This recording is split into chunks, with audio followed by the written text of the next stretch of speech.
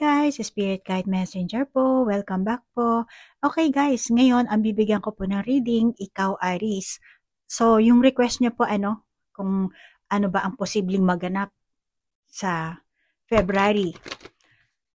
So, aalamin natin yung inyong love life reading, yung request nyo. So, ngayon alamin natin ang energy mo, Aries, at yung energy ng person mo. Okay? So, ano ba ang energy ng person ni Aries? At as usual, Aries ang intention ko sa paggawa ng video ito, naway mabigyan ko kayo ng kamalayan at ma-heal nyo po ang inyong sarili. At magkaroon kayo ng self-love. Okay?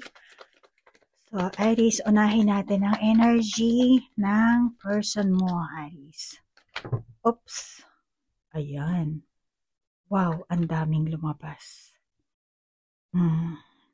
Ito na lang siguro. Hindi na tayo kukuha ng ibang baraha. Aries. Unahin ko yun dito sa right. Pasensya na Aries esoteric kasi yung ating baraha. Which is sinasabi dito ng baraha, kung ano man ang problema na meron ka, kinakailangan na malampasan mo. At kailangan mong mag-grow, mag-mature. Which is masasabi ko, aalamin kasi natin yung energy ng person mo. Pero, ang masasabi ko na, sa energy ng person mo, lalabas din kasi ang enerhiya mo. Siyempre, magkarelasyon kayo. So, lahat ng mga magaganap, asahan mo na may mabuting magiging outcome ang mensahe ng baraha. At kung anong kaya mong gawin, kung ano ang makakaya mong gawin is gawin mo. Sinasabi ng baraha. Pero, okay, ka-clarify ko lang siya Kasi eto, Aries, aalamin kasi natin ang iyong energy ng person mo. Pero nakakita ko, lumalabas din kasi ang energy mo dito. Kaya, medyo ika-clarify ko lang Yung Japanese siya na mensahe kasi, tapos translate ko lang ngayon sa love.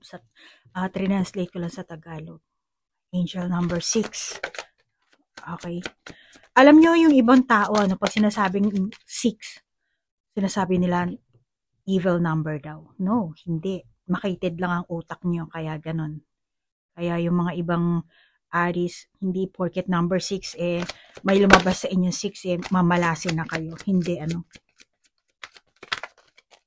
maraming see? Kasasabi ko lang ng 6, lumabas na ang 6 sa'yo. 646. Wow! 646. So, etong energy ng person mo, and angel number 4, then energy mo. Okay, 3, 4, 5. Walang 5. 3, 4, 6 lang. Okay. So, dito na. Ito nakuha kong masasabi ko. Okay. So, energy mo at energy ng person mo Unahin ko muna, Aries, masasabi ko, nakikita ko kasi dito. Sorry kasi 646 lumabas Itong person mo, Aries, siya yung tipo ng tao na hindi ko alam kung tamad itong taong to or may pagkatamad or palagi na lang siguro siya nagmamadali or masasabi ko na itong person mo palagi siya natataranta or impulsive lang siguro. Ito talagang validation ko sa barahan niya So baka impulsive itong person mo at masasabi ko na siya yung tipo ng tao na hindi siya masyadong mapamili. Alam mo yun? Bigyan lang kita ng example, Etong makikita mo marami siyang nasa kamay. Usually, ang karamihan sa mga tao, hindi naman lahat, pero may mga tao na hindi alam talaga kung anong kakainin, kung anong bibilhin. May mga ganong klaseng tao. Pero tingin ko, itong person mo, for example, sa restaurant, siya yung tipo ng tao na hindi na siya nagdadalawang isip pa kung anong kakainin niya, kung eto ba, o ano ba. Hindi. Instead, nagmamadali nga siya Kaya, mabilis siya makahanap pag sinabing strawberry, o-order agad siya ng strawberry. Pag sinabing ice cream, o-order agad siya ng ice cream. So, pag sinabing kape, kape. So masasabi ko, kapag nag-order siya, bawa pumasok agad kayo sa restaurant, alam niya na agad. Parang, lalo na kung palagi niya nang pinupuntahang restaurant or coffee shop, alam niya na agad yung kanyang order. Kasi, yun at yun na lang ang ino-order niya. Palaging the same. Meron siyang ganong klaseng pag-uugali. Kaya hindi ko masasabing tamad or impulsive ba or hindi siya mahilig mamili. Parang gusto niya, parang wala ata siyang time na para mag-isip pa ng kung anong kakainin, kung anong iinumin, yung ganon. Basta pag alam niya na yung restaurant na yan, doon agad siya. Anything, hindi sinasabi ko lang na restaurant or ano, pero tingin ko meron siya talagang ganong pag-uugali. Hindi siya masyadong nagte-take time sa mga ganong nonsense na bagay. Hindi naman ibig sabihin na tamad siya or talagang impulsive yung ano niya, basta may ganon lang talaga siyang pag-uugali. Ano? And meron na rin siyang ginagawa kasi or may dati na siyang nakasanayan na tingin ko para sa person na to, itong person mo Aris, para sa mahirap sigurong alisin. Naging mannerism niya na siguro yun, nakasanayan niya na. Kaya masasabi ko walang masama, walang tama at mali sa kanyang pag-uugali. Sadyang ganun siya. Malamang bata pa lang siya, ganun na talaga ang gusto niya. Ayaw niyang mag-waste ng time sa kakaisip ng kung ano-ano. Kaya ganun ang person mo, And then, masasabi ko rin sa energy nitong person mo, maaaring itong person mo, meron tayong take the lead, tapos fiery, and then believe and succeed, then lead din ito, which is meron siyang gustong matamo dito, and then dito rin, gusto niyang magbunga. Kaya masasabi ko itong person mo, maaaring self-employed, hindi lahat sa inyo, or kung hindi man siya self-employed, may bagong trabaho, or baka trainee pa lang, or gumagawa pa lang siya ng kanyang business. Kaya malamang etong person mo, committed talaga siya sa kanyang ginagawa, sa kanyang trabaho. Ganon din sa oras, dedicated siya. Talagang tingin ko more on doon siya naglalagay ng kanyang effort, naglalagay ng kanyang energy.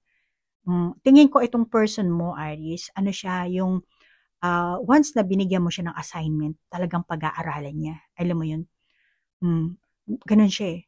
Kasi, hindi ko sinasabing leader itong person mo, pero mag-lead siya sa sarili niyang buhay, hindi sa kung kaninong tao. At may ugali itong person mo na maliit na bagay lang, masyado niyang dinidibdib. At saka katulad na sabi ko dito, fiery. So, talagang ang ugali nito, pag meron talaga siyang gagawin na bagay, i-dedicate niya talaga yung oras niya, mag-e-effort siya. Pero sa kabila nun, siya naman tipong madamdamin. Masyadong pag sinabihan mo lang, didibdibin agad yung kung ano man yun. At kapag may gusto siya, let's say sa trabaho, gagawin niya ang kanyang makakaya talaga para ma-accomplish niya kung ano ba. Kasi tingin ko dito sa person mo, may ambisyon. Naghahangad talaga din siya ng suporta magmula sa iyo. Suporta na gustong sari-saring suporta from you, Aris. And sa nakikita ko, hindi niya naman ugaling magpalibre sa iyo. May nakikita ko may pagmamahalan kayo dito, pero etong 646 na nakakita ko dito, hindi niya ugali yung magpalibre. Kasi para sa kanya, meron akong trabaho. Meron akong sariling trabaho, meron akong sariling pera. Pero kung ililibre mo siya, happy naman siya doon.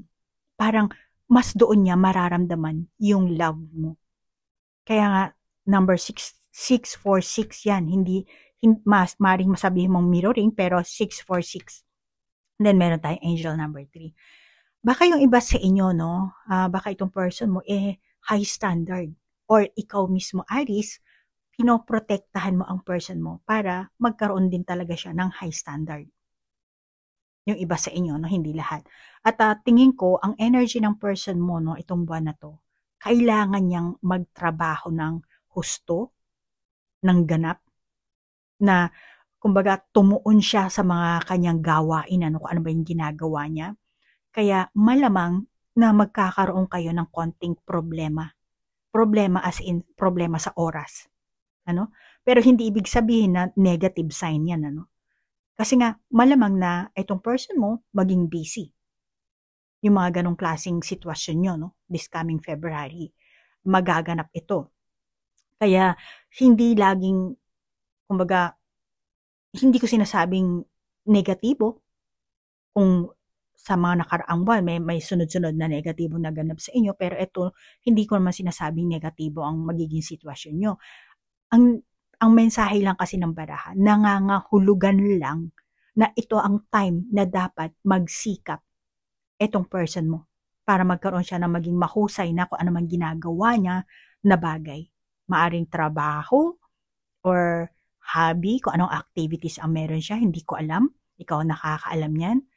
Kaya tingin ko this month, kasi believe and succeed. Kuha pa nga ako ng sorry ha. Tingin ko this month, konti lang ang magiging dating time nyo or yung pagtatagpo nyo, pagkikita nyo. Maaring hindi kayo magkita in personal dito kasi yung bangka papunta pa lang dun, Kaya malamang na talagang busy itong person mo. And dali lang, anong lumabas? Jajang. The thinking 46. Oh, ano yan? Okay, 46. Repetition ang nangyayari. So kailangan talaga mag-effort kayo dito. Kasi wala kayong time para mag-date or magkita man lang. Kaya maintain nyo na lang ang pagte-text nyo at iwasan mo ang mag-overthinking dito. Okay, Aries? Baka inisip mo, yung person ko ganito, ganun. Hindi. Busy lang siya sa kanyang activity, sa kanyang trabaho, or kung ano. Akala mo siguro nagsisinungaling siya. No, hindi. Dahil may ambition itong taong to. At yun, kaya pala sabi niya, gusto niya ng suporta from you. So gusto niya maunawaan mo siya. Ayan, kaya pala. Okay, so yun pala ang mensahe ng baraha. So, ikaw at ang person mo, masasabi ko na ito ang hamon niyo this month, February. Kaya magiging busy kayo sa kanya-kanya yung mga working life or iba pang mga activities nyo. Or meron ka siguro mga pinagpramisan kung ano man yun, gatherings or kung ano man, hindi ko alam. Pero masasabi ko, yung time na hindi kayo magtatagpo or wala kayong time na at least man lang kahit mag-text, makakabuti na mag-effort kayo. Kahit man lang text. Kahit wala nang promise na magkita tayo sa ganito or indecision. Lumabas ang 8. Oh my God. Pero ang galing 646, tapos lumabas dito yung 46. Napapagitnaan ang angel number 3. Tapos meron ka namang 8. 3 plus 8, 11. So meaning this month, marami kayong bagay na dapat tugunan. Especially ang person mo. Okay, Aries? Kasi hard work is essential para sa person na to. Kaya succeed ang nakalagay dito. Then take a lead. Para to sa energy to ng person mo, or kaganapan ito ng person mo. Magiging busy ang person mo, and then at the same time ikaw rin Aries, hindi lahat, yung iba sa inyo, Then sabi ko nga, hard work is essential para sa person mo and sa inyong relasyon din, and Aries, but you still need to find a balance sa kabila ng working life at yung inyong love life. Marami kayong syempreng hamon this month, Yan ang sinasabi ng baraha. Kaya kung meron kayong parehong goal, tingin ko naman maa-achieve nyo yan. And ang kailangan nyo nga lang dito, linangin nyo. Okay? Kumbaga sa bulaklak, kailangan yung diligan ang inyong the world. Hmm. Ayan na, lumabas na ang angel number 29. Bakit 29? Tingnan mo ha. 3 plus 8, 11. Tapos 29. 2 plus 9, 11. Oh, yan din, 11, 11. So meaning, meron kayong panibagong pagsubok dito. Pagsubok. Pero ganyan naman 'di ba talaga, Aries ano, pag sa pagmamahalan kailangan talaga, kumbaga parang halaman ano, kailangan minsan papalitan mo rin yung tubig, yung fertilizer, ano, lalo na kung panahon ng mainit. Para hindi maging maglagas yung mga puno dito, kung makikita mo 'di ba? Wala na siyang masyadong naglalagas na eh. Yung ano, parang puro tangkay na lang. So, kailangan effort, diligan nyo. Okay? Para mag-grow. Ayan. Para mag-grow yan. So, kailangan nyo dito ng hard work, effort, ang sinasabi ng baraha. Okay? At this month, ang hiling ng person mo, ano, sa iyo, Aries. Hiling niya ang empathy. Okay? Malamang itong taong to. Oh, appreciation. Angel number 15. So, ang yan ang ano, hiling niya. Empathy, appreciation, compassion, the big picture. 6 na naman. So, meaning, empathy, compassion, patient, and also, curiosity. So, yan ang inaano niyan, ha? Kasi, mayroon siyang desire for masasabi kong self-development kasi meron tayong lead dito. And malamang before, naging indecision siya dyan, ano? Pero ngayon, nagkaroon na siguro ng realization itong person mo na kailangan niya talagang gawin ito kasi may kung ano sa anong kadahilanan. Hindi ko alam.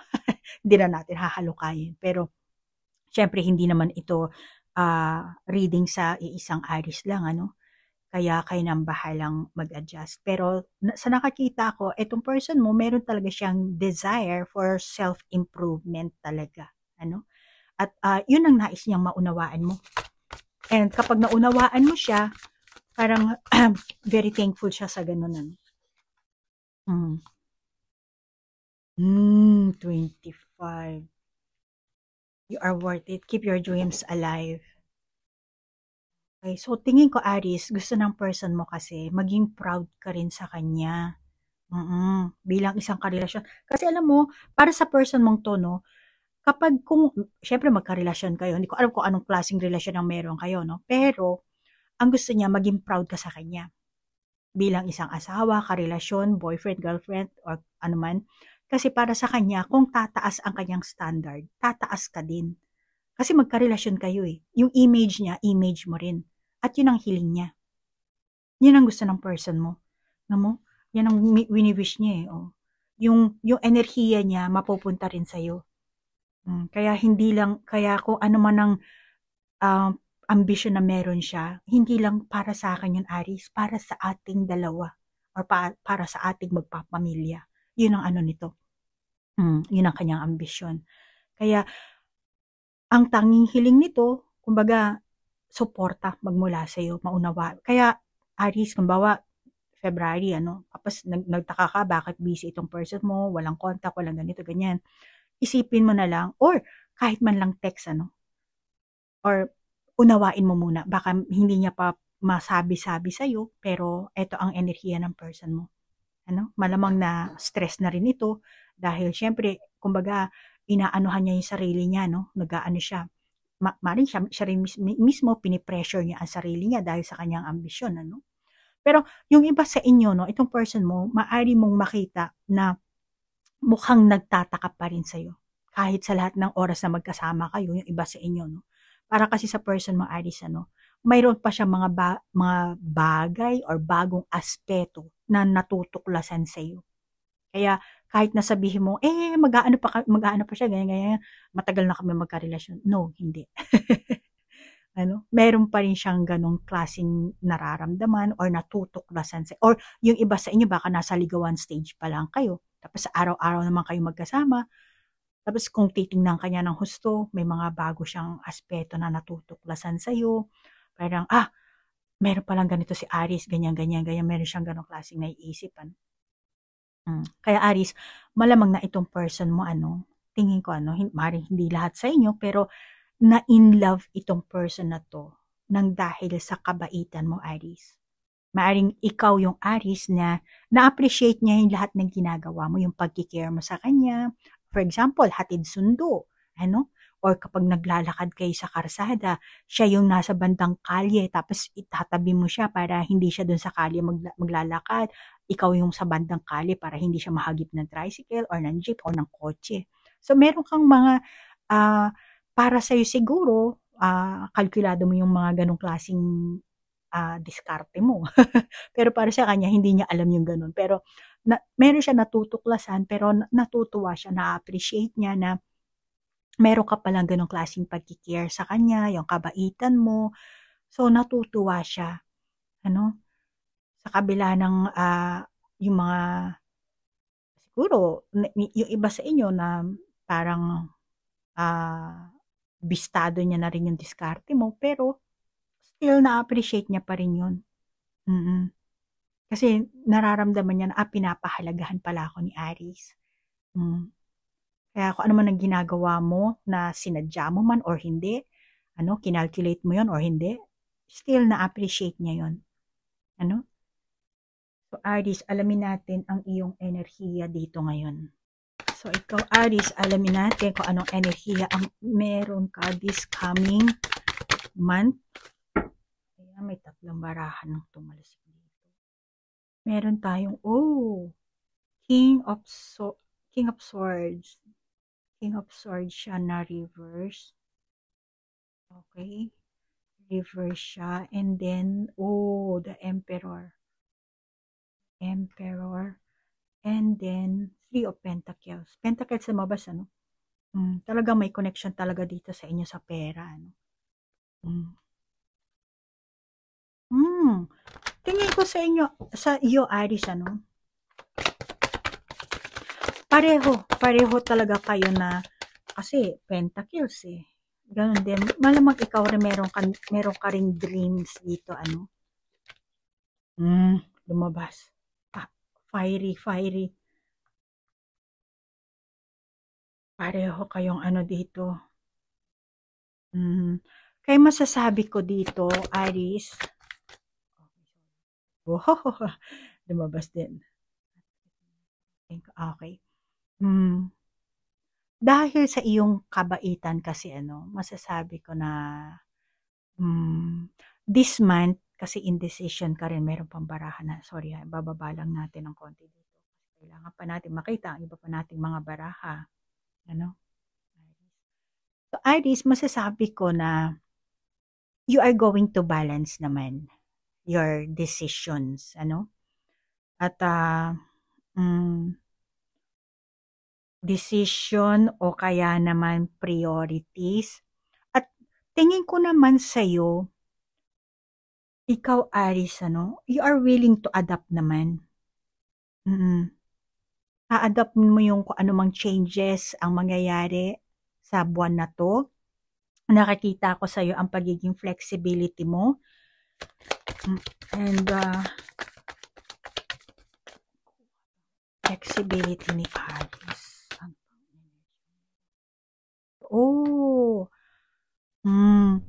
Yes, oo. Sa kabila ng, syempre, maiinis ka, ayaw mo ng parang, kumbaga honest ka lang naman mararamdaman mo talaga yung pinakakaganapan na meron kayo, pinakasitwasyon na meron kayo, but still, ikaw, Aries, hindi mo alam ang magiging outcome. Kumbaga, ano bang mangyayari after na, yes, oo, ngayon, this month, magiging flexible ako, i-adapt ko, the next month, anong mangyayari? Anong may pagbabago ba? Wala ba? Magiging gugulong ba sa positibo? Gugulong ba sa negatibo? Yung ganyang klaseng pag-iisip, kahit saan gumulong, sinasabi ng baraha, okay ka pa rin. Okay ka pa rin, a-acceptin mo pa rin yan. Hindi ka ikaw ang Aries na hindi ka nag-e-expect na parang etong buwan lang na to, okay, papayag ako na busy ka, pero next month hindi na. Hindi ganun. Kasi, lalo na kung trabaho ito, no? Siyempre, hindi matatapos to ng isang buwan lang. Kasi, career mo na to eh. Career na ng person mo, or yung iba sa inyo, career mo rin ito, Aries. Pero ikaw ang Aries na nakikita ko na uunawain mo itong person mo. Sa kabila ng meron kang nararamdaman na galit, inis, pero pagaganahin mo yung iyong pagiging mapasensya, pagiging matyaga, magiging flexible ka at i-a-adapt mo naman yung mga changes na Kaya nga, na-appreciate ka rin ng person mo eh. Ma-appreciate ka this month din also. Kaya, which is tingin ko naman na kahit na ano man ang maging outcome para sa'yo, Aries, okay ka pa rin doon. Still, proceed ka pa rin kung ano yung kailangan, kung kailangan ng effort, proceed ka pa rin doon. Kung kailangang balansehin next month, proceed ka pa rin doon.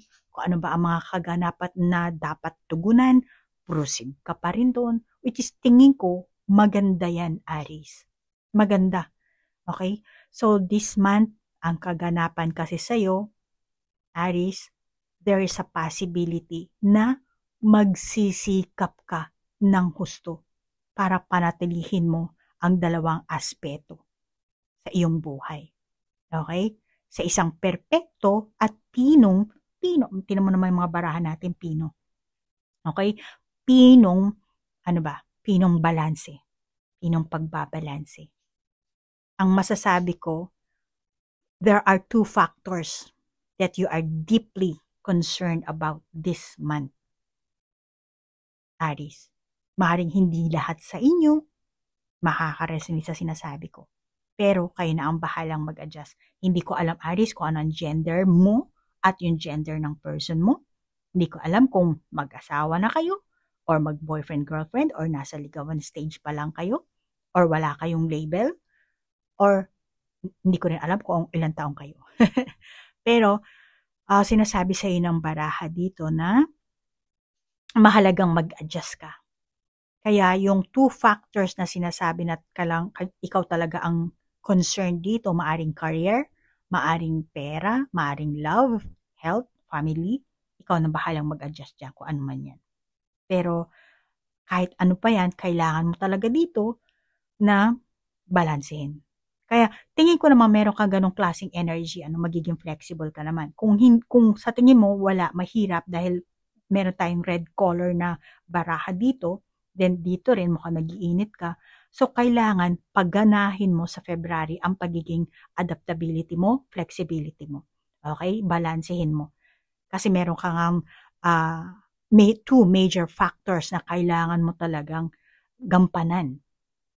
So, maaring yung love life mo din, or yung working life mo, or yung pinaka-personal life mo. Alin ba dyan? So, ikaw na mag-isip, the thinking man. Okay? At ikaw na rin magdesisyon kung ano man yan. So, yan ang nakakita ko sa baraha mo, Aries. So, yan ang kaganapan na posibleng maganap sa'yo this coming February. Ang enerhiya mo at ang enerhiya ng person mo. Okay?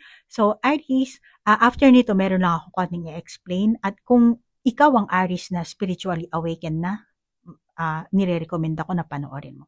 Pero kung hindi naman, hanggang dito na lang ang iyong reading at nagpapasalamat ako sa oras na inilaan mo, Aries. Maraming salamat sa like, share, comment, at namaste po. Bye-bye. Okay, Aries, nag-print out ako, Actually, ginawa ko to at sinishare ko na to doon sa aking Facebook account.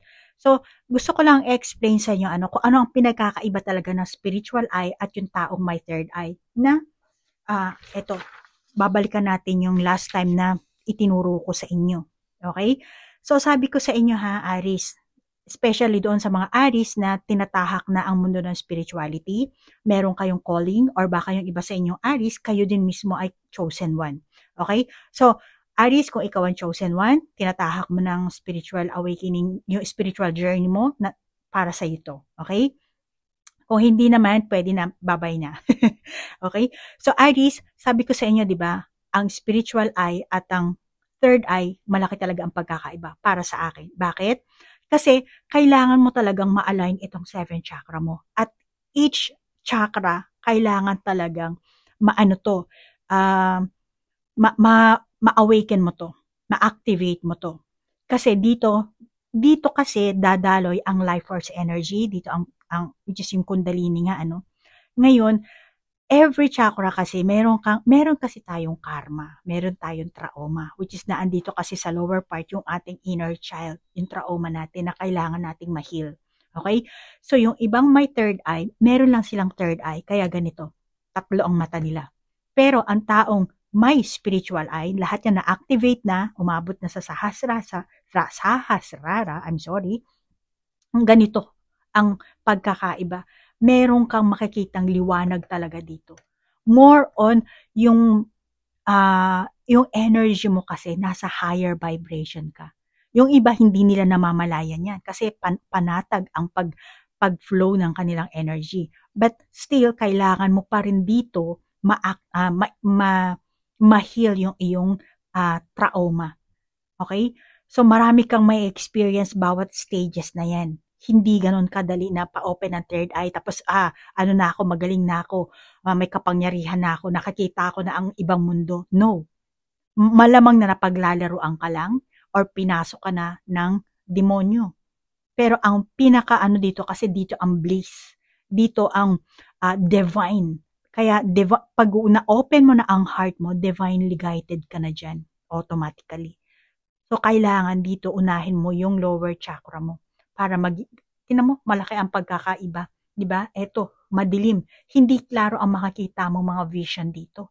Hindi mo alam kung galing ba talaga sa Diyos or sa universe ang vision na nakikita mo dito. Pero dito, may liwanag. Kaya, dapat dito sa'yo, surrender ka. Hindi ikaw ang masusunod.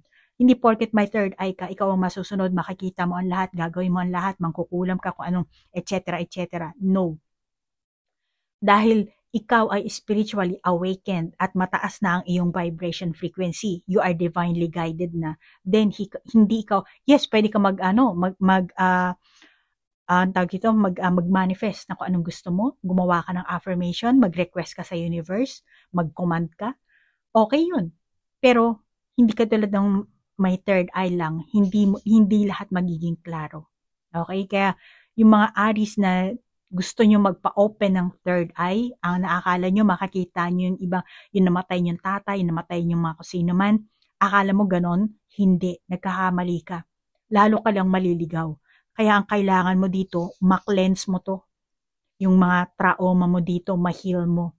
At yan, hindi nangyayari yan ng overnight. Yung iba kasi pag nagpa-open ng third eye, gusto nila the next day or the moment na nagpa-open sila, open na talaga yung third eye nila. Hindi po ganyan kadali ang kabanalan. Kademonyohan po yan. Okay? So, sorry ha, Aries, pero talaga ito ang katotohanan. Kaya nung bata pa ako, yung mga nakakita akong mga taong may third eye, questionable sa akin yun eh. May third eye sila. Bakit nang kukulam, nang gagayuma? Oo, si ang Panginoon, si Jesucristo. Ano siya? Healer. Ginamot niya ang bulag, pinalakad niya ang pilay, pero nang kulam ba siya? Hindi. Nanakit ba siya ng kapwa? Hindi. Kung totoosin nga, inaya niya pa yung buhay niya eh. Diba? Sinacrifice niya yung buhay niya para lang sa atin. Kaya kung ikaw ang taong manghuhula ngayon, hindi mo kailangan mag-sacrifice ng dugo dahil ginawa na ni Jesucristo yan. Pambabastos na yan. Wala ka ng respeto kay Jesucristo kung ikaw ang tunay na sumasamba bilang Kristiyano or sumasamba kay Jesucristo. Dahil si Jesucristo, nagdanak na ng dugo para sa atin. Nag-sacrifice na siya. Ngayon, anong kailangan mong gawin? I-sacrifice mo yung buhay mo. Kung gusto mo mag-alay ng dugo, yung buhay mo mismo i-sacrifice mo. Or, mag-serve ka kay Lord. Dahil yun ang ating papel dito. To serve God. Okay? So, ganun po yan. Kaya sa mga nagpapa-open ng third eye, hindi po ganun yan. Kaya I'm sorry. Marami kasi akong nare-receive every day. Palaging, sige nga, i-open mo yung third eye ko, magkano ka ba, ganyan. Sinasabi ko sa inyo, Hindi ako nag-open ng third eye dahil lang sa pera at hindi rin ako mag-activate ng mga kundalini nyo or ng chakra nyo dahil lang sa pera. Dahil ang Panginoon, ang ino-offer sa akin, hindi pera. Yung kingdom niya ang ino-offer sa akin. Ipagpapalit ko sa magkano lang? Sa libo? Sa ilang Sa ilang yen? No. Yung kingdom ang ino-offer sa akin ni Lord. Bakit ka ipagpapalit? Dapat ganun din kayo. Kasi ino-offera na kayo ni Lord bilang isang citizenship ng kanyang kingdom of heaven. Bakit pa ipagpapalit mo sa mga barya-barya na pag namatay ka naman, hindi mo naman isasama sa hukay yan. Pero ang kingdom of heaven, eternity po yan. Dapat doon pa lang naiintindihan nyo. Ngayon, yung iba kasi mga ignorante, walang alam, nagdudunong-dunungan, kaya nagkakandaleche-leche ang buhay nila. Dapat guys, wake up. Nag-iba na ang ating mundo ngayon. Yung mga nanay nyo, lola nyo, mga ignorante kasi sila noon, hindi nila alam yung tunay na pamamaraan. Kaya, yung iba sa inyo may sumpa, may ganito, pwede nyo naman ikat yung cord na yan eh. Kaya marami sa internet, mag-research kayo, pag-aralan nyo, at suriin nyo ang sarili nyo. Yun ang palagi kong sinasabi, self-reflection, self-awareness, self-discovery, and then self-improvement. Lahat maraming self yan. Unahin nyo sa sarili nyo bago ang ibang tao. At kung naniniwala ka sa mga sinasabi ni Kristo, then sundin mo yon dahil merong batas na nakasulat sa Biblia, meron din batas sa langit. At yun ang dapat nating sundin. Okay? So Aries, sinabi ko lang sa inyo pero malamang yung ibang mga zodiac sign din, ma-share ko to sa kanila. Nang sa ganun, magkaroon po kayo ng idea about sa third eye at yung diferensya ng sa spiritual eye at sa chakra at sa kundalini rin. Okay? So, hanggang dito na lang. Thank you po, Aries. At good luck sa inyong spiritual journey. Namaste po. Bye-bye.